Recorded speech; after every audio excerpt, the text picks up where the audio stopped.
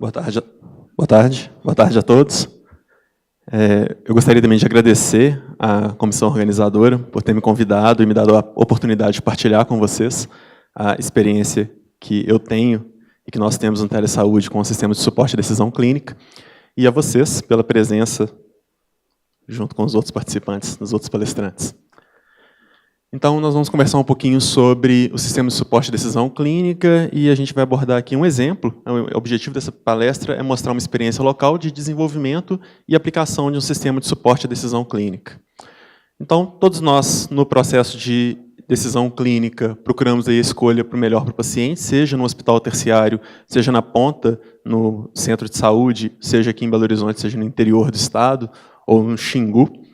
E nisso nós vamos fazer uma gestão de risco-benefício. Então, tentando separar o que funciona, o que não funciona, o que é arriscado do que é seguro. O paciente, a gente viu com a decisão compartilhada mais cedo, vai entrar com a sua expertise em si mesmo, socioeconômico-cultural, e ele vai procurar um médico para buscar expertise de ciência, de literatura. E aí é que a porca aperta. Por quê? Muitos de nós, que somos ex-residentes e alunos do regional, estão familiarizados com esse slide. 75 ensaios terapêuticos randomizados por dia, 11 revisões sistemáticas publicadas diariamente no Medline. Então, a gente tem uma carga de atualização a ser feita que é imensa. Nós desenvolvemos habilidades de organizar e tentar encontrar a melhor evidência em diversas fontes, desde as pré-analisadas a evidência ainda não analisadas. Então, nós vamos fazer uso aí, lançar mão de metabusca, buscar direto estudos primários e o que quer que seja. Para nós, é uma tarefa não tão fácil. Para um médico na ponta que não foi treinado, ou não, a maioria eventualmente nem conhece essas bases, aonde ele faz a busca da sua evidência e da sua literatura. Mesmo nós, que somos treinados e conhecemos a pirâmide da medicina baseada em evidências e vamos migrar de estudos básicos para sinopse, sinopse das sínteses e sumários e, eventualmente, aplicarmos o grade e fazer a nossa recomendação local. Essa recomendação local vai ser efetiva?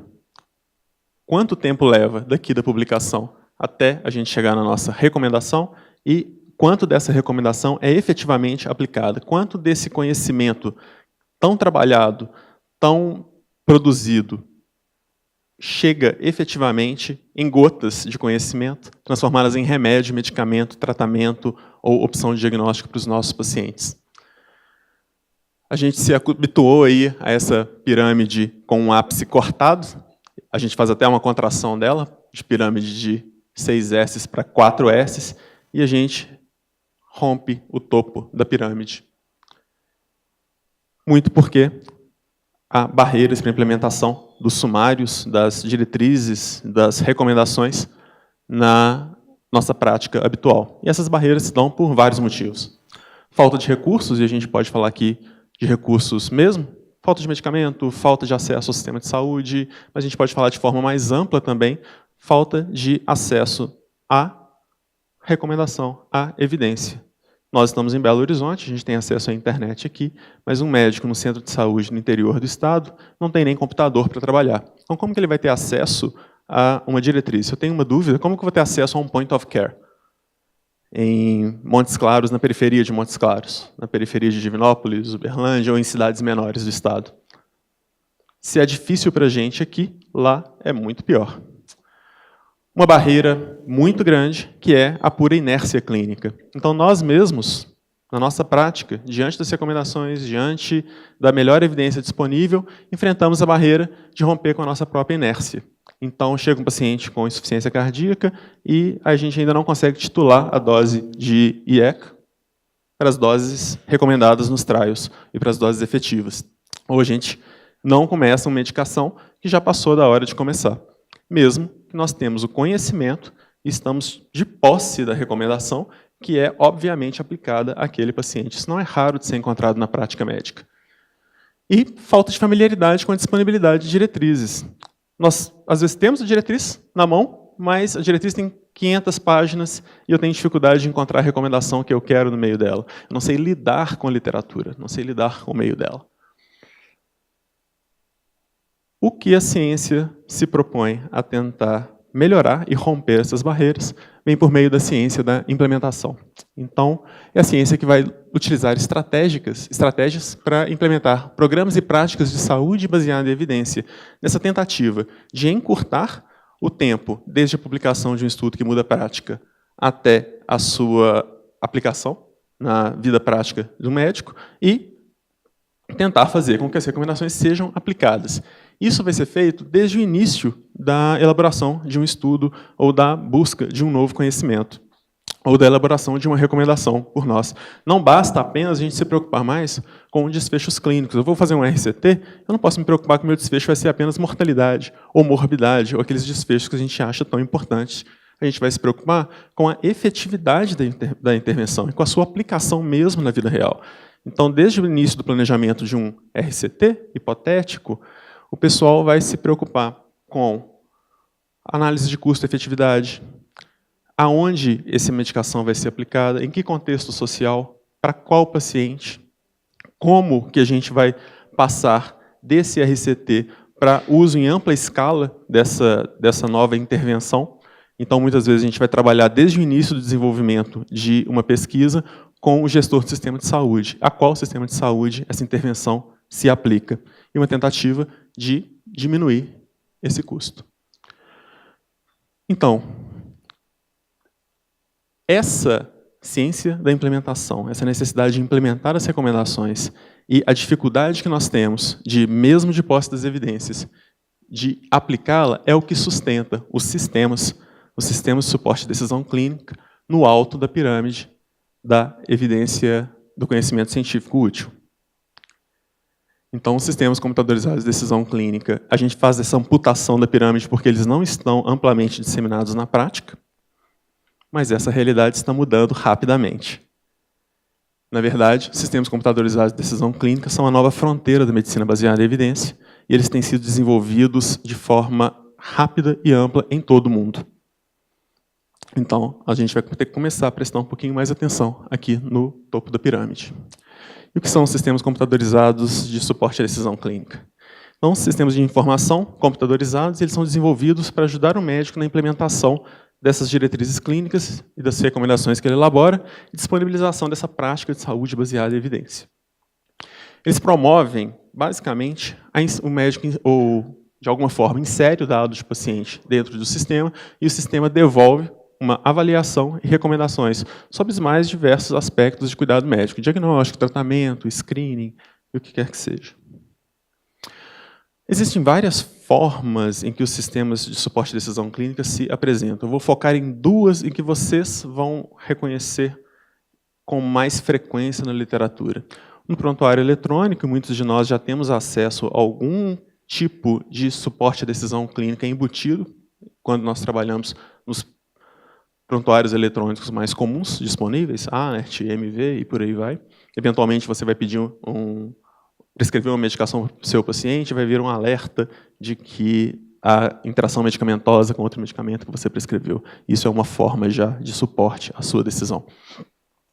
Mas uma que nem todos estão familiarizados, que é a mHealth. E aqui vale a pena a gente fazer um parênteses para falar um pouquinho sobre mHealth. Então, conceito. Eu vou usar esse termo em inglês, eu não gosto muito desses neologismos, mas se vocês procurarem por mSaúde ou saúde móvel, vocês vão encontrar provavelmente a foto de uma ambulância ou de um ônibus de dentista que sai andando pelo interior do Brasil, que não tem nada a ver com o que a gente se propõe. Então, em português, nós vamos ter que procurar pelo neologismo mesmo. Então, a Organização Mundial de Saúde define mHealth como uma área da saúde eletrônica, que é o fornecimento de serviços de saúde e informação via tecnologias móveis, como telefones, smartphones e assistentes digitais pessoais. A National Institute of Health define de forma mais abrangente o uso de dispositivos móveis ou wireless para melhorar desfechos, serviços e pesquisas de saúde. Nós poderíamos usar uma definição ainda mais abrangente, que é basicamente o uso de qualquer dispositivo móvel ou de alguma intervenção que passe por uso em dispositivo móvel para cuidado de saúde.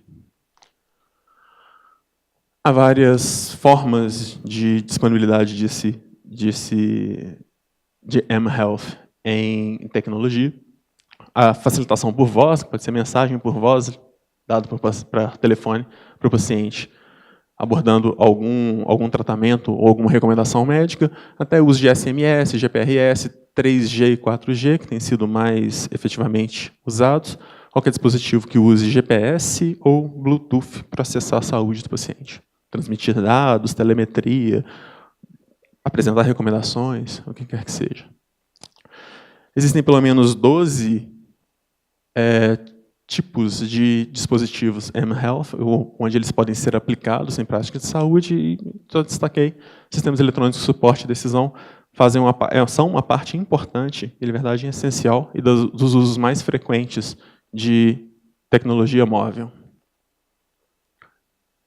Aqui, o uso da tecnologia móvel ela tem um impacto já demonstrado em desfechos clínicos e desfechos em saúde. Esse é um RCT publicado recentemente, que é bastante interessante. 710 pacientes com doença coronariana foram submetidos a essa intervenção. 4 mensagens de texto por semana, por 6 meses, em adição ao cuidado usual, recebido no celular do paciente. E os resultados são muito marcantes. Há uma redução significativa de LDL, uma redução da pressão sistólica de 7 milímetros de mercúrio, só por essa intervenção de receber mensagem de texto no celular, redução de IMC, um aumento significativo do número de pacientes em atividade física regular e uma diminuição significativa do tabagismo. Aqui uma revisão sistemática de 24 estudos completos incluídos. Chama a atenção que você tem pouco estudo publicado, né? 7 RCTs que foram considerados de boa qualidade incluídos apenas. As doenças mais comuns abordadas pelos aplicativos foram diabetes e fatores de risco cardiovascular. 6 estudos tiveram abordagem de desfecho clínico e 3 relataram melhora no processo de cuidado, como aderência à medicação. Basicamente, o que a meta-análise traz é que a literatura você tem esse número reduzido de estudos de alta qualidade, um foco principalmente em diabetes e risco cardiovascular. Principalmente, o maior número deles são intervenções comportamentais e não só o maior número, mas também a intervenção mais efetiva, alteração comportamental através de SMS. Poucos estudos que avaliaram o uso em sistemas de saúde e um relato de efetividade ainda assim é encorajador. Voltando para o sistema de suporte à decisão clínica, é uma meta-análise que é interessante porque ela separa os desfechos por tipo de doença estudada. Então, no caso de diabetes, foram encontrados 3 estudos e os desfechos, de forma bem direta, 5 estudos em 11 mostraram melhoria de processo de cuidado, 5 em 8 estudos mostraram melhorias de desfechos intermediários, glicemoglobina, pressão sistólica, LDL.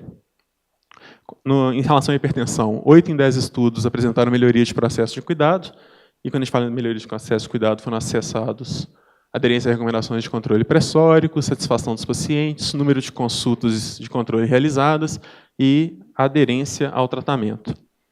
E 1 em 9 estudos mostrou melhoria de níveis de pressão arterial, mas um estudo de má qualidade. Cara, mas olha só, muito ruim? Vamos ver para DPOC e asma. 9 estudos, sendo que 2 em 5 mostraram melhoria de desfechos clínicos, diminuição de exacerbação e custo-efetividade e melhoria de qualidade de vida. Esses 2 estudos encontraram essa melhoria, e principalmente também através de acesso de melhorar o uso de bombinha, tanto de orientação quanto a forma de uso, quanto a frequência do uso da medicação. Aqui uma revisão sistemática que foi específica para a hipertensão arterial, que mostrou uma redução modesta de pressão arterial, de 1 a 2 milímetros de mercúrio na pressão arterial média. Mas, mesmo essa redução pequena, ela tem um potencial efeito de redução de risco cardiovascular. Mas o que ela mostrou mesmo foi melhoria dos processos de cuidado. Vou chamar a atenção que a gente está falando principalmente de desfechos intermediários. Essa revisão sistemática ilustra o que tem pelo menos é um resumo do que há de evidência sobre sistemas de suporte à decisão. Então, para desfechos clínicos, você não tem uma eficácia grande, demonstrada, mas basicamente a gente está falando de poucos estudos de qualidade baixa, alguma evidência de melhora de morbidade, mas a evidência se concentra nos processos de cuidado. E aí, os sistemas de suporte de decisão são razoavelmente bem efetivos, com estudos de moderada e alta qualidade. Aqui, a gente pode parar e se perguntar um pouquinho. Vou chamando a atenção. A gente está sempre falando de desfecho intermediário, mudança de processo. Então, fica uma impressão de que não é tão bom. Mas, espera um pouquinho. A intervenção, ela é uma intervenção de implementação de ciência. O que a gente quer é justamente mudar o processo de cuidado. Então, para esse tipo de dispositivo, para o que ele se propõe, ele tem um desfecho que pode ser considerado bom para essa proposta de implementar as nossas recomendações. A meta-análise também traz uma evidência modesta de tendência a melhor eficiência do serviço, melhor satisfação dos pacientes, uma evidência de moderada qualidade e boa satisfação dos profissionais usuários e uma evidência insuficiente, tanto de custo-efetividade quanto implementação do uso. Em resumo, nós poderíamos falar isso, então. Tecnologia em desenvolvimento, em evolução, ainda com poucos estudos realizados e com qualidade duvidosa, mas que se mostra algo efetiva para a implementação da evidência. E nós já começamos a ter, já começam a aparecer diretrizes recomendando o uso de sistemas de suporte de decisão clínica para garantir essa transformação da evidência científica em prática médica. E, a partir daí, foi que nós desenvolvemos esse trabalho, que eu vou apresentar para vocês, que é a tentativa de avaliação de desempenho e desenvolvimento de um aplicativo de cuidado de suporte de decisão clínica para pacientes hipertensos no contexto de atenção primária, dentro do Centro de Teleassistência, da Rede de Teleassistência de Minas Gerais e no Centro de Telesaúde aqui do HC. Então, por que a hipertensão?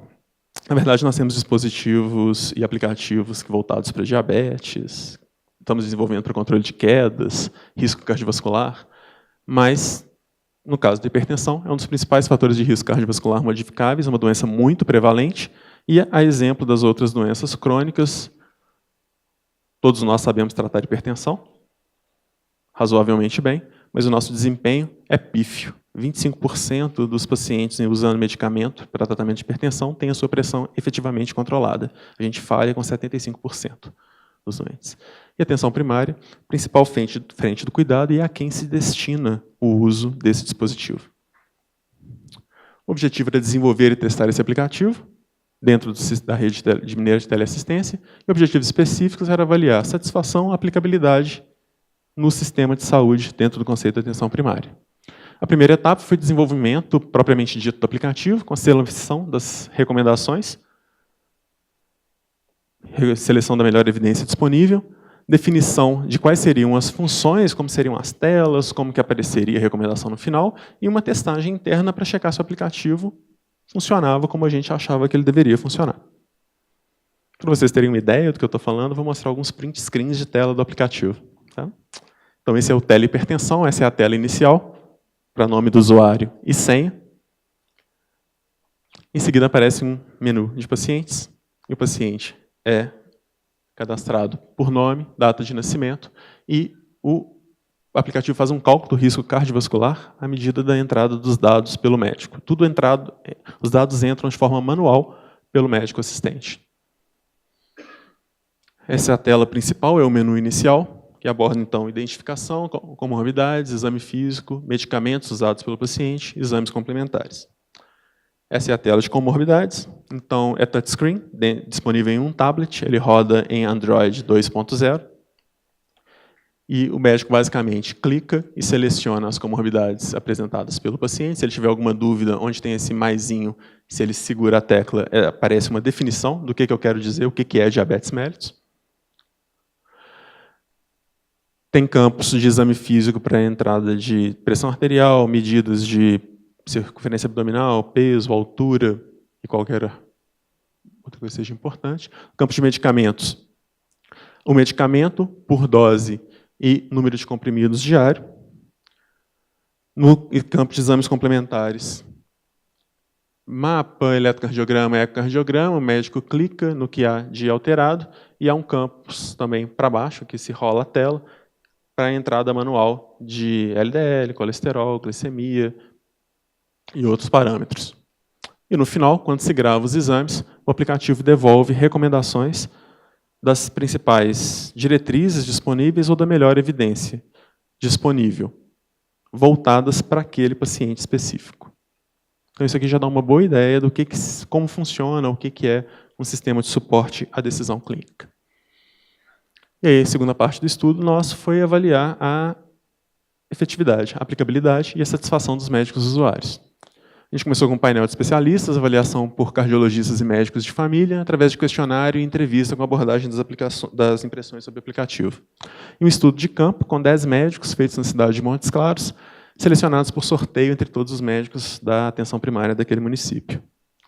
O estudo de campo tem duração de 6 meses. Após a seleção, foi implementado. Com 3 meses, foi aplicado um questionário para avaliar a aplicabilidade, com 6 meses, entrevista e questionário para avaliação de satisfação. No resultado de painel de especialistas, foram 2 cardiologistas, 3 médicos de família e comunidade reconhecidos por excelência no atendimento de hipertensão arterial. E a visão geral de todos foi entre adequado e muito adequado.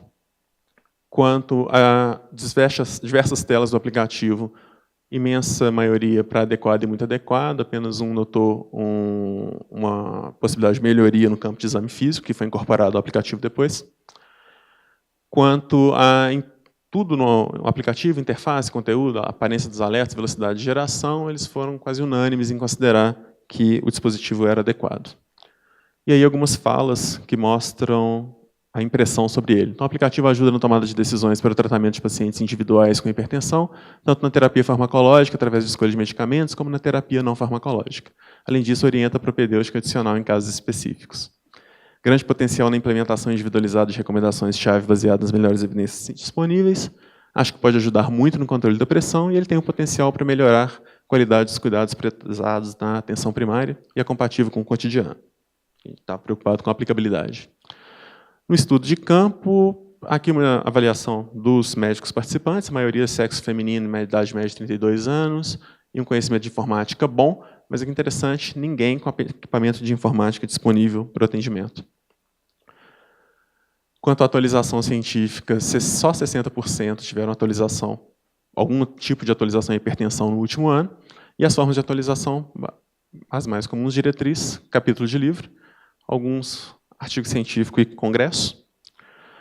O aplicativo foi usado realmente por esses médicos. Durante 6 meses de uso, foram cadastrados 535 pacientes, dá uma média de 1,4 pacientes consulta por paciente. E aí, como resultado, de uma forma geral, a impressão é que o aplicativo pode ser usado... Perdão, isso aqui é uma graduação de 1 a 5 de concordância com a afirmação. Então, chamando de 5, ele concorda fortemente. 4 concorda, então 100% concorda que ele pode ser usado na atenção básica, ele é aplicável, é fácil de ser incorporado à rotina do trabalho para 80%, e a maioria acha que pode ser usado nas visitas domiciliares. Os pontos baixos do aplicativo e o que pega mais é o preenchimento não atrasa os atendimentos. O que acontece? Eles não têm prontuário eletrônico. Então o aplicativo é um retrabalho. Eles escrevem à mão no prontuário, e depois eles têm que reinserir os dados no aplicativo. O preenchimento completo leva em torno de 3 a 4 minutos, mas em uma consulta, para quem tem que atender 20 pacientes em uma manhã, isso é uma eternidade. E, apesar do dispositivo ser desenvolvido para ser internet free, alguns acharam que a internet era indispensável para o seu uso. Avaliação geral boa sobre o aplicativo, com campos de fácil preenchimento e a interface uniforme com visual adequado. E haviam alguns erros que ocorriam com o aplicativo, ele travava eventualmente, e apesar dele ser feito para ser intuitivo, alguns acharam que ele precisava de treinamento antes do uso. Aqui é uma parte bem interessante, o aplicativo foi desenvolvido com o intuito de promover aprendizado, e isso aconteceu. A grande maioria concordou que ele pode melhorar o cuidado prestado aos hipertensos, tiveram acesso a novas informações sobre hipertensão e risco cardiovascular, ele foi útil para a prevenção de doença e promoção de saúde, e as recomendações foram efetivamente usadas. Eles mudaram a conduta dos pacientes com base nas recomendações do dispositivo. O tempo é um problema para uso e por causa do retrabalho. Eles têm uma percepção de que é um benefício trazido pelo dispositivo. há boa probabilidade de ser utilizado, e aí a grande indicador de qualidade é que eles recomendariam o uso para outra pessoa. Então, as facilidades levantadas durante as entrevistas é que ele permite formas diferentes de preenchimento, então os campos não precisam obrigatórios, eles podem ser preenchidos, pode ser deixado em branco, se for o caso, e ele vai gerar recomendação a partir daquilo que foi inserido. O aplicativo mudou a rotina, ele teve efetividade em intervenção clínica. Então, alguns médicos, por exemplo, passaram a medir a pressão arterial nas 3 posições, que eles não faziam antes. E ele foi válido como uma forma de atualização. As dificuldades foram principalmente retrabalho ligados à necessidade de um prontuário eletrônico nesse contexto. Então, a preocupação dos médicos com o preenchimento do aplicativo na frente do paciente, uma certa impressão de algum paciente poderia achar que ele estava consultando alguma coisa ou que não sabia o que estava fazendo. Havia um erro grave no aplicativo, ele errava eventualmente o risco local cardiovascular, e isso foi corrigido a partir dessa reclamação, e falta do prontuário eletrônico. Então, a nossa conclusão é que o aplicativo desenvolvido para oferecer suporte à decisão clínica no cuidado de pacientes hipertensos, ele pode ser utilizado com boa satisfação dos médicos e usuários, e ele pode ser útil para fazer essa aproximação da evidência científica e da prática médica efetiva. Obrigado.